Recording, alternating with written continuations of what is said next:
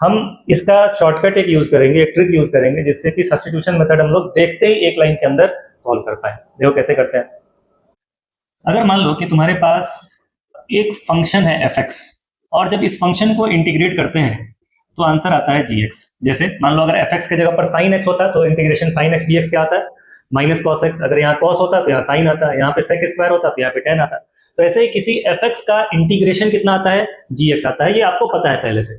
अगर किसी f(x) का इंटीग्रेशन gx आता है तो अगर f(x) के जगह पर f ax प्लस b हो जाए, मतलब x के जगह पर एक लीनियर फंक्शन ऑफ x हो जाए, लीनियर फंक्शन x का पावर 1 ही होना चाहिए, लीनियर फंक्शन ऑफ x हो जाए, तो इसका इंटीग्रेशन हमको लिख लेना है जी a x plus b divided by ए।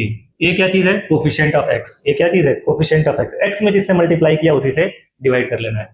तो आप इसको सब्स्टिट्यूशन रूल का ट्रिक कह सकते हैं या चेन रूल बोल सकते हो इंटीग्रेशन का, लेकिन ध्यान रखना है कि this method is valid for linear functions of x only, सिर्फ लीनियर फंक्शन के लिए जिसमें x का पावर 1 हो। फॉर एग्जांपल चलो देखो, sin 2x प्लस 5 dx, ये इंटीग्रेट करना है।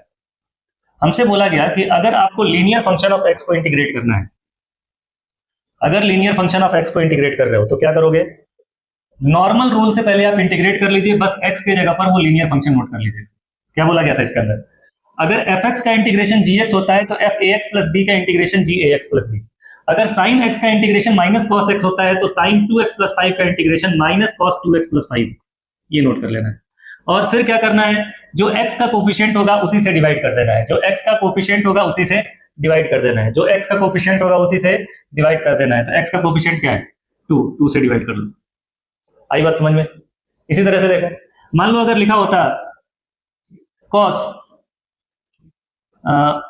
ओमेगा टी प्लस 5 dt, ये इंटीग्रेट करने के लिए लिखा होता है, जहां पर ओमेगा और 5 कांस्टेंट मान रहे हैं। जिस तरह से यहाँ पर 2 लिखा है उसी तरह ओमेगा लिखा है, जिस तरह 5 लिखा है वैसे ही 5 लिखा हुआ, तो ये कांस्टेंट है।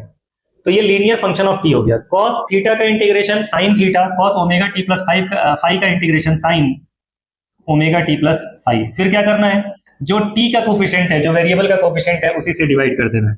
तो वेरिएबल का कोफिशिएंट ओमेगा से डिवाइड कर दो, ये हो गया इंटीग्रेशन। ऐसे ही देखिए, मान लो कि अगर लिखा होता x 2x plus 1 whole square dx, अगर मेरे पास x स्क्वायर होता तो x क्यूब बाई 3 लिखता। अगर 2x प्लस 1 होल स्क्वायर है तो मैं लिखूंगा 2x plus 1 cube divided by 3।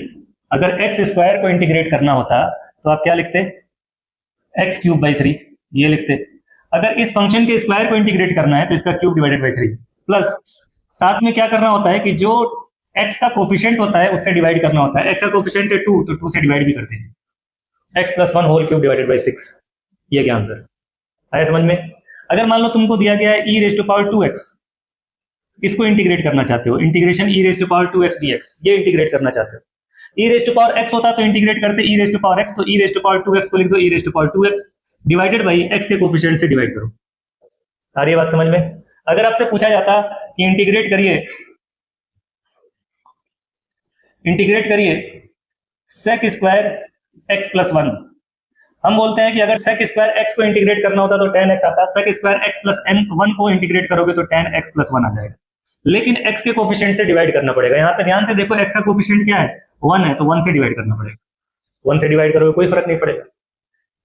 आपको 1 अपॉन x को इंटीग्रेट करने के लिए दे दिया जाता तो 1 अपॉन x का इंटीग्रेशन आता है ln x। इसी तरह से अगर कोई बोले कि 1 अपॉन 2x प्लस 1 को मैं इंटीग्रेट करना चाहता हूं, इसको इंटीग्रेट करना चाहता हूं, तो जिस तरह से 1 बाई x का इंटीग्रेशन ln x होता है, 1 अपॉन 2x प्लस 1 का इंटीग्रेशन हो जाता ln 2x प्लस 1, ये हो जाता।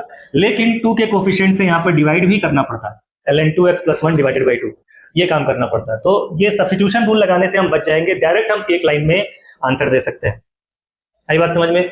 तो ये ध्यान रखना है, ये जो मेथड है ये ध्यान रखना है कि अगर किसी फंक्शन f(x) का इंटीग्रेशन gx हमको पता है तो f(x) के जगह पर अगर लीनियर फंक्शन ऑफ x हो जाता है, बिल्कुल नॉर्मल उसी रूल से आप इंटीग्रेट कर देंगे, लेकिन कोफिशिएंट ऑफ x से डिवाइड कर देंगे।